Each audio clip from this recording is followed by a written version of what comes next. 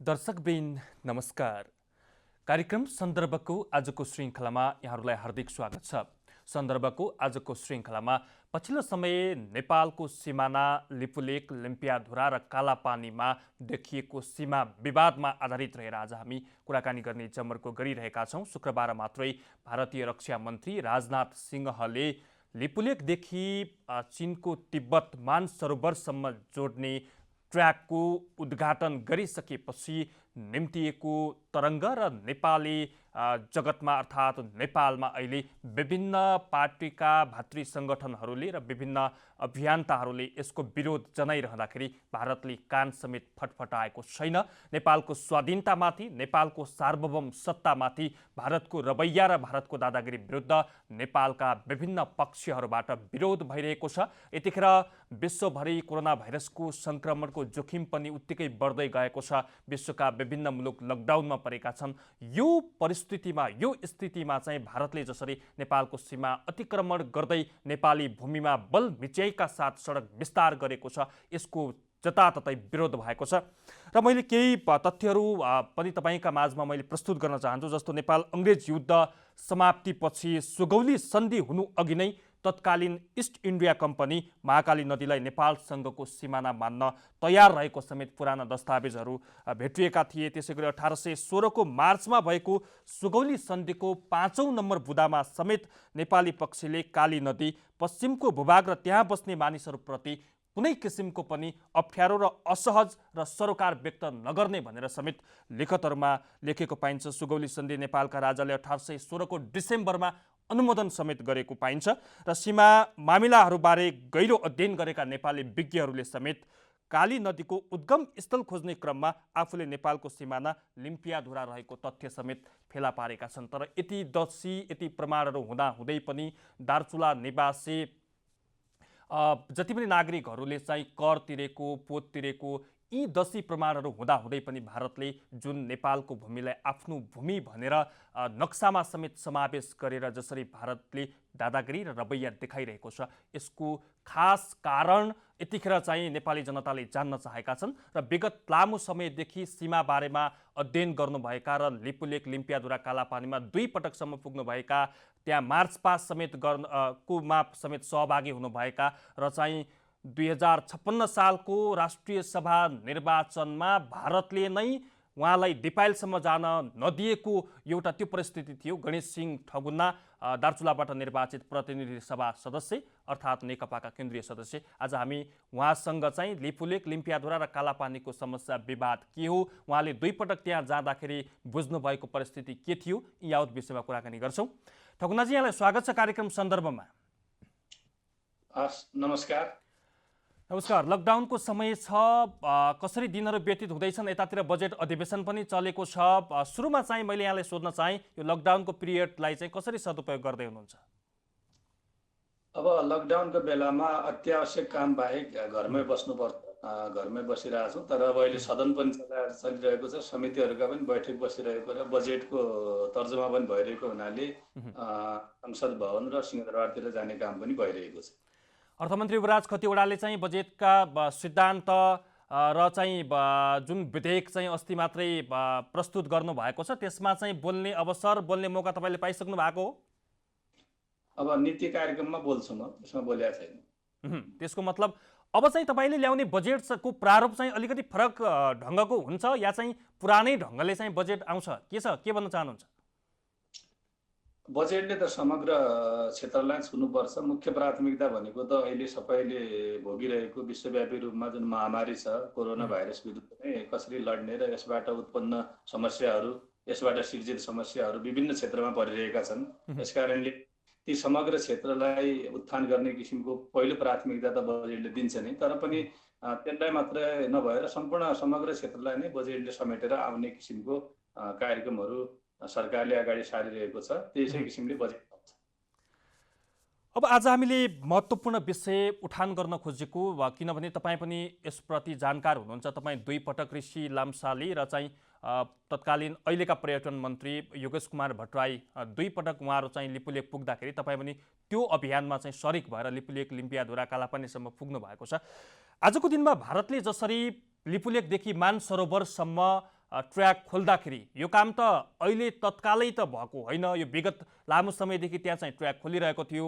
सम्माननीय प्रधानमन्त्रीज्यूले अस्ति मात्रै भन्नुभयो मलाई त त्यहाँ थाहा नै थिएन, काम भइरहेको थियो थिएन भनेर उहाँलाई जानकारी नभएको कुरा पनि त्यो प्रस्तुत गर्नुभयो। यो कतिको साँचो झुटो हो र चाहिँ आजको दिनमा लिपुलेक, लिम्पियाधुरा र चाहिँ कालापानीको विवाद के हो, सतहबाट हेर्दाखेरि यहाँले चाहिँ कसरी विश्लेषण गर्नुभएको छ? अब यसको बारेमा कुनै निश्चित मिति हामीसँग नभए तापनि लगभग 60 वर्षभन्दा अगाडिदेखि भारतले त्यो भूभागमा आफ्नो नियन्त्रण गरेको देखिन्छ।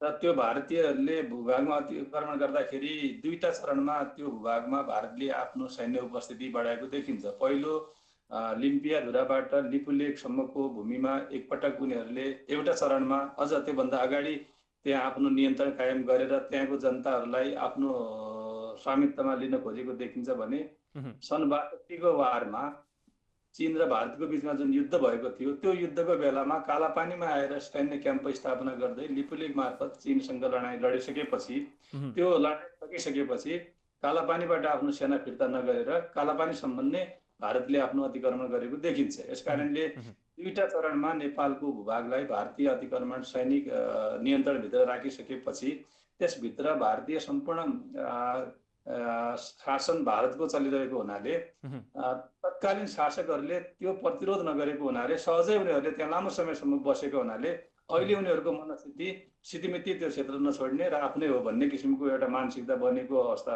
रहेको छ।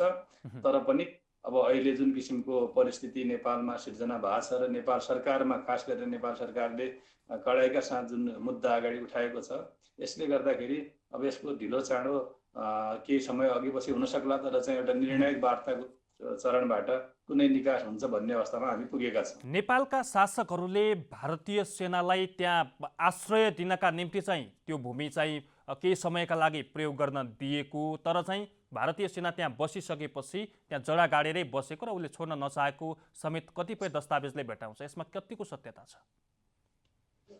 अब युद्धको बेला सहमति मागेर आए अथवा जबरजस्ती आए त्यो आफ्नो पाटोमा छ, अध्ययन र अनुसन्धानको विषय हो, त्यो चाहिँ खोजबिन गर्नुपर्छ। तर चाहिँ युद्ध सकिएपछि फिर्ता गर्ने कुरामा कुनै पहल भएको देखिँदैन। फिर्ता नगर्ने कुरामा पहल नभएपछि जब अर्को देशले अर्को सेना अर्को देशको सीमामा राख्दाखेरि त्यहाँ सहजै बस्ने अनुकूल माहौल उनीहरूलाई प्राप्त भयो भने उनीहरूले फिर्ता हुन नचाहेको हुनसक्छ। यसकारणले त्यो अनुमतिबाट आएका थिएनन्, त्यो अध्ययनको विषय हुनसक्छ। तर पनि त्यहाँबाट युद्ध सकिएपछि फिर्ता गर्ने कुरामा कुनै पहल भएको चाहिँ हामीले इतिहास पाउँदैनौँ, कहीँ विरोध गरेको पनि अवस्था पाउँदैनौँ। यसकारणले उनीहरू त्यहाँ सहजै ढङ्गले बसिरहेका छन् र त्यसले गर्दाखेरि एउटा लामो समय त्यहाँ बसेको हुनाले उनीहरूको मनोविज्ञान पनि त्यो भूमि स्थिति नछोड्ने किसिमको अलिकति अटेरी गरिरहेको अवस्था देखिएको छ। त्यसैको श्रृङ्खला भनेको त्यो अतिक्रमित भूमिभित्रै सडक निर्माण लगायतका अन्य पूर्वाधार निर्माणको कार्यहरू उनीहरूले निरन्तरता गरिरहेका छन्। तपाईहरु चाहिँ जस्तो दीपक प्रकाश भट्ट, नन्दा धामी, पदमराज पन्त, ऋषि लम्साली सहित चाहिँ 22 जनाको टोली लिपुलेक पुग्नुभयो। त्यसपछि योगेश कुमार भट्टराईको नेतृत्वमा पनि तपाईहरु मार्च पास गर्न लिपुलेक क्षेत्रमा पुग्नुभयो। त्यहाँको वस्तुस्थिति के थियो? त्यति बेलाको स्थिति तपाईँ भारतसँग चाहिँ भारतीय सैनिकहरू बसेको त्यो भूभागसम्म तपाईँ त्यहाँ जान के अरे पुग्नु भएको थियो या चाहिँ आफ्नै भूभागसम्म वरैसम्म पुगेर फर्किनु भएको थियो? त्यतिखेरको वस्तुस्थिति के थियो त्यहाँ? कालापानीमा भारतीय अर्धसैनिक बल आइटिबिपी को निगरानी हुन्छ। त्यहाँ क्याम्पै छ, सबभन्दा ठुलो क्याम्प छ। हामी कालापानीसम्म पुगेका थियौँ। कालापानी भित्र प्रवेश गर्नको लागि त्यहाँ लगभग 1 घण्टा जति हाम्रो भारतीय सुरक्षाकर्मीहरूसँग एक किसिमको झडपकै स्थिति भयो। उनीहरूले रोक्ने, हामीहरूले पस्न खोज्ने। त्यहाँ निकै ठुलो तनाव भइसकेपछि कालापानीको क्याम्पभित्र हामीलाई जान दिएन। हामीले त्यहीँ प्रदर्शन गरेर फिर्ता भएका थियौँ। त्यो कालापानीभित्रै जान पनि गाह्रो छ त्यहाँ, किनभने त्यसको सम्पूर्ण त्यो सैनिक नियन्त्रणमा रहेको क्षेत्र हो। त्यहाँ भारतीय नागरिकलाई पनि जान पाइँदैन। नोटिफाइड एरिया त्यो घोषणा भएको छ। भारतीय नागरिकहरूले पनि सरकारको पर्मिसन बिना त्यो भूभागमा हिँड्न नपाउने ठाउँ भएको हुनाले त्यहाँ हामीले त्यो भित्र चाहिँ सुरक्षा घेरालाई तोडेर जान सक्ने अवस्था थिएन, अहिले पनि छैन। यसकारणले जहाँसम्म जान सकिन्छ हामी सीमा उनीहरूले अतिक्रमित भूमिको उनीहरूको सैनिक पोस्टसम्म हामी गएर आफ्नो प्रतिरोध गरेर फर्केका। त्यतिखेर चाहिँ उहाँहरूसँग केही वार्ता अर्थात् चाहिँ तपाईँहरूलाई चाहिँ के सोधी खोजे यो के हो, यो किन चाहिँ यसरी अतिक्रमण भयो, तपाईँहरू त सोधखोज गर्नै जानु भएको थियो, उनीहरूको प्रतिक्रिया केही आएको थियो त्यो भूमिप्रति? उनीहरू त सरकारका कर्मचारी भए, उनीहरूको भनाइ त हामीलाई सरकारको आदेश छ, यसभन्दा अगाडि कोही आयो भने गोली हान्ने आदेश छ भन्ने कुरा मात्रै थियो उनीहरूको। बाँकी कुरा त उनीहरूलाई थाहा हुने कुरा भएन। हामीलाई सरकारको आदेश छ, योभन्दा अगाडि नबढ्नुहोस् तपाईँहरू, योभन्दा अगाडि बढ्यो भने गोली हानिन्छ, हामीलाई गभर्मेन्टको आदेश छ भन्ने कुरा मात्रै तपाईँ थियो। 2 पटक पुग्नुभयो, 2 पटकसम्म त्यहाँ पुग्दाखेरि सैनिकहरूले चाहिँ जहाँसम्म जान पाइयो त्यहाँसम्म पुग्नुभयो, त्यहाँबाट चाहिँ फर्केर आउनुभयो? जहाँसम्म भनेको त्यही अब कालापानीमा उनीहरूले जुन क्याम्प निर्माण गरेको छ, क्याम्पको त्यो बाउन्ड्री लाइनसम्म हामी गयौँ। त्यहाँभित्र काली नदी भनेर नक्कली बनाएको छ, हामीले त्यो काली नदीको दर्शन गर्छौँ हामी भन्दा पनि त्यो गर्न दिएन, भित्र प्रवेशै गर्न दिएन। त्यो निश्चित सीमा उनीहरूको त्यो क्याम्पको सीमासम्म हामी पुगेर फर्क्यौँ। तपाईँ दार्चुलाबाट निर्वाचित प्रतिनिधि सभा सदस्य पनि हो। दार्चुलाका कतिपय मानिसहरू 6 महिना माथि लेकसम्म बस्ने र 6 महिना तल झर्ने एउटा यो प्रक्रिया थियो। त्यो चाहिँ त्यो डिस्टेन्स चाहिँ सीमाबाट त्यो डिस्टेन्स कति टाढाको हो?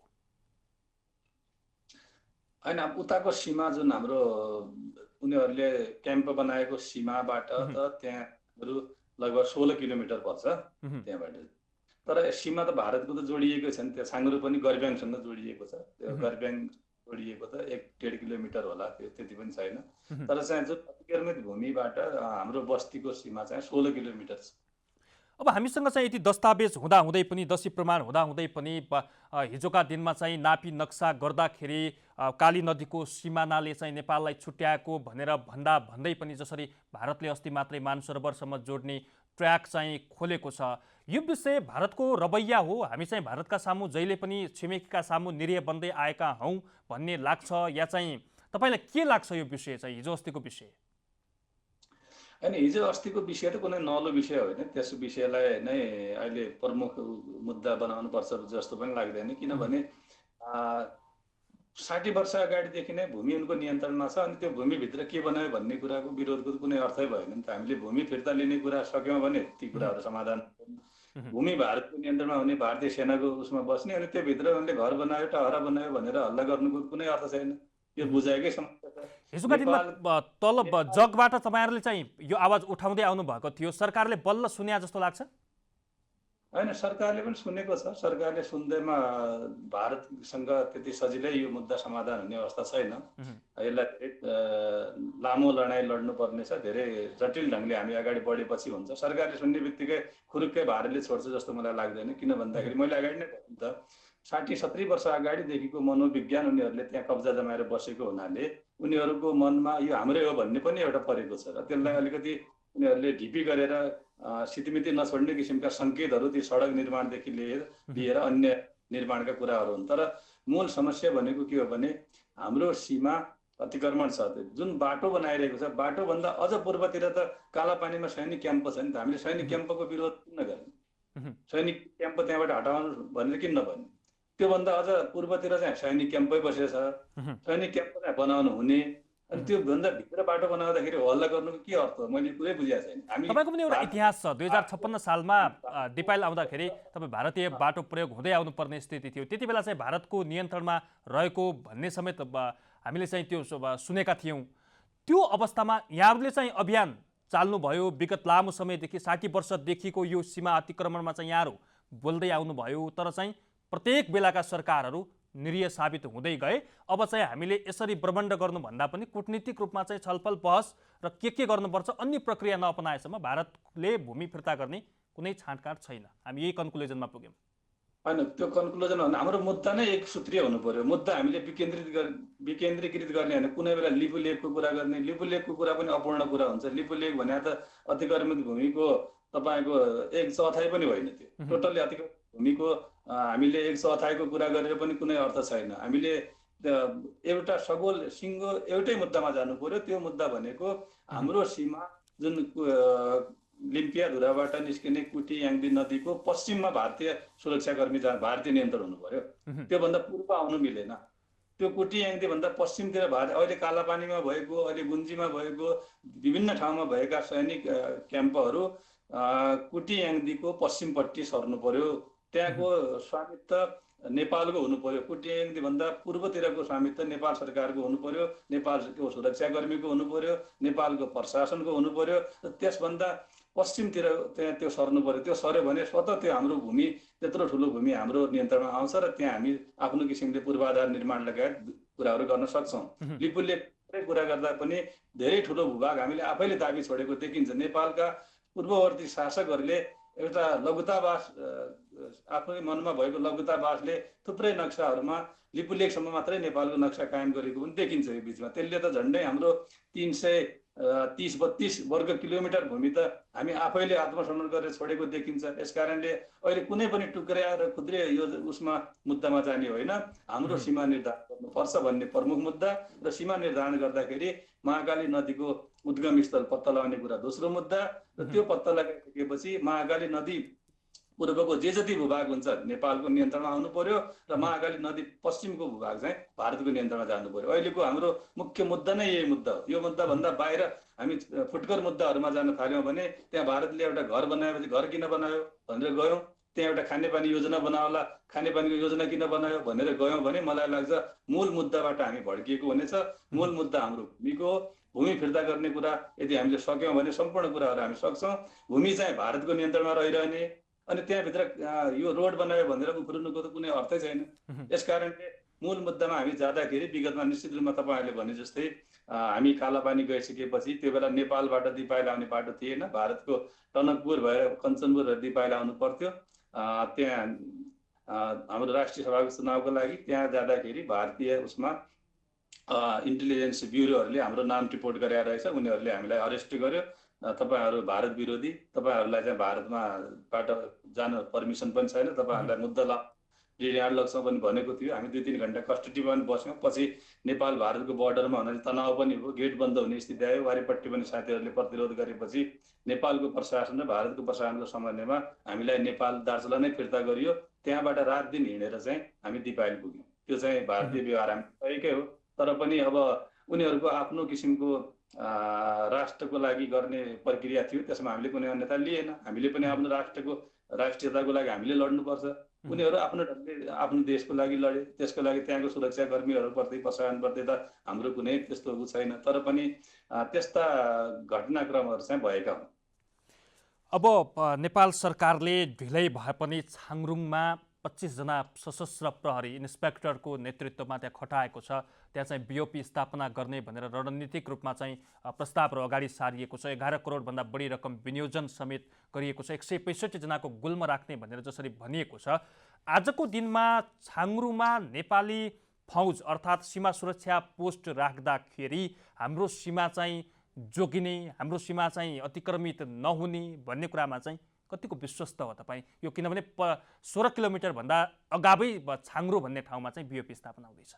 अब छाङरुमा बिओपी हुँदाखेरि एउटा मानसिक मनोवैज्ञानिक यसको फाइदा हुन्छ। केही नभए पनि सरकारको सुरक्षा नजिक छ भन्ने कुरा पर्छ। दोस्रो कुरा भारतीय शासकहरूलाई पनि त्यहाँको सुरक्षाहरूलाई पनि 16 किलोमिटर नजिकमा नेपालको सुरक्षा पोस्ट छ भन्ने कुराको मेसेजले एउटा अलिकति सजगता थप्छ। तर यो पूर्ण चाहिँ होइन, मैले अगाडि नै भनेको छु।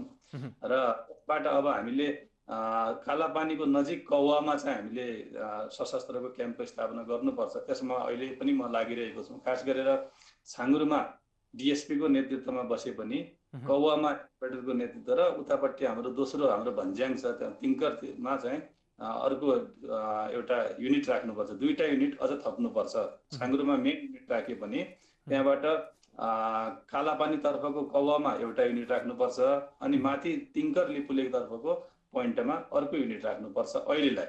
र यसपछि त यति मात्र होइन, नेपाली सेना पनि त्यहाँ राख्नुपर्छ। अहिले दार्चुला तिङ्कर सडक नेपाल सरकारले, म नेपाल सरकारलाई धन्यवाद पनि दिन चाहन्छु, भर्खरै क्याबिनेटबाट नेपाली सेना मार्फत सञ्चालन गर्ने एउटा निर्णय गरेको छ। यसले पनि सीमामा सेनाको उपस्थिति हुन्छ, तर अब औपचारिक रूपमै सेना पनि त्यो एरियामा नेपाली सेनाको उपस्थिति हुनुपर्छ, जसले गर्दाखेरि थप अतिक्रमण हुनबाट देशलाई सुनिश्चित गर्न सकिन्छ। अन्तमा छौँ हामी, कार्यक्रमको अन्तमा छौँ। जसरी चीन, नेपाल र भारतको त्रिदेशीय सिमाना लिपुलेक, जहाँ चाहिँ व्यापारिक दृष्टिकोणले पनि त्यसलाई एकदमै राम्रो र मध्यमार्गी बाटो र पोइन्ट मानिएको छ। तर अर्को कोणले पनि बहसहरू भइरहेका छन्, जसरी चीनले पनि भारतलाई सघाइरहेका विषयहरूलाई पनि कहीँ कतै कसैले चाहिँ उठाइरहेका विषयहरू छन्। अबको समाधानको बाटो हामीले चाहिँ लिपुलेक पाउने नभइसकेपछि भारतका अन्य भूभागहरू पनि हामीले माग्नुपर्छ, नत्र भने हामी भारतको सामु निरीह हुन्छौँ भनेर जसरी चाहिँ आवाज उठिरहेका छन्, यसमा चाहिँ तपाईँलाई के लाग्छ अन्तमा?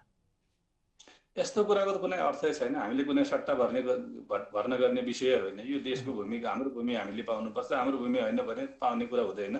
यो सट्टा भर्नाको विषयवस्तु होइन। र दोस्रो कुरा चाहिँ म क्लियर के गर्न चाहन्छु भने लिपुलेक चाहिँ त्रिदेशीय बिन्दु होइन, त्यसमा भारतको उपस्थित छैन। भारत लिम्पियाधुरामा गएर चाहिँ भारत, चीन, नेपालको त्रिदेशीय बिन्दु हुन आउँछ। हामी लिपुलेकलाई त्रिदेशीय बिन्दु भन्ने कुरा नै गलत छ। यस कारणले यस्ता सीमा सम्बन्धी कुरामा चाहिँ हामीले धेरै अध्ययन गरेर बुझेर कुरा गर्नुपर्छ। नेपाल र चीनको सीमा बिन्दु हो लिपुलेक। त्यहाँ भारतको कुनै स्वामित्व छैन। भारत, नेपाल र चीनको त्रिदेशीय बिन्दु लिम्पियाधुरामा हुन आउँछ। र नेपाल र चीनको द्विदेशीय जुन सीमामा चीन र भारतले जुन सन्धि गर्यो त्यो नै गलत छ। र चीन सरकारले जुन किसिमको चाहिँ नेपाली भूमिमा भारतसँग सम्झौता गर्यो, यसमा चीन सरकारको पनि दोष छ। नेपाल सरकारले भारतसँगको वार्ता पछाडि चीनसँग पनि वार्ता गरेर यो विषयलाई अगाडि बढाउनु पर्छ भन्ने मान्यता हामी राख्दछौँ। हस्, समय संवादमा जोडिदिनु भयो गणेश सिंह ठगुनाजी, यहाँलाई हामी धेरै धेरै धन्यवाद दिन चाहन्छौँ। हस्, धन्यवाद। उहाँ हुनुहुन्थ्यो दार्चुलाबाट प्रतिनिधि सभामा निर्वाचित सांसद गणेश सिंह ठगुना, र उहाँले चाहिँ विशेष गरी लिपुलेक, कालापानी र लिम्पियाधुरा सीमा विवादको स्थिति के हो, उहाँ चाहिँ दुई पटक गएर त्यहाँको वस्तुस्थिति बुझ्नु भएको छ। उहाँले 2056 सालको राष्ट्रिय सभा निर्वाचनमा समेत भारतले चाहिँ भारत विरोधी गतिविधि गरेको भनेर उहाँलाई चाहिँ दुःख दिएका समाचारहरू पनि आएका थिए। उहाँले यथार्थ ढङ्गमा चाहिँ सीमाका बारेमा अध्ययन गर्नुभएको छ। आजको दिनमा यो समस्या किन खडा भयो भन्ने परिस्थितिमा चाहिँ उहाँले यो 60 वर्षदेखिको यो किचलो सीमा विवादलाई चाहिँ अहिले आएर विभिन्न ढङ्गले, विभिन्न कोणले परिभाषित गर्नुभन्दा पनि कूटनीतिक रूपमा चाहिँ पहल गरेर दुई देश बीचको सीमाको समस्या समाधान गर्नुपर्छ भनेर जानुभएको छ। आजका लागि सन्दर्भको समय सकिएको छ। खेम्बम बिदा हुन्छु। नमस्कार।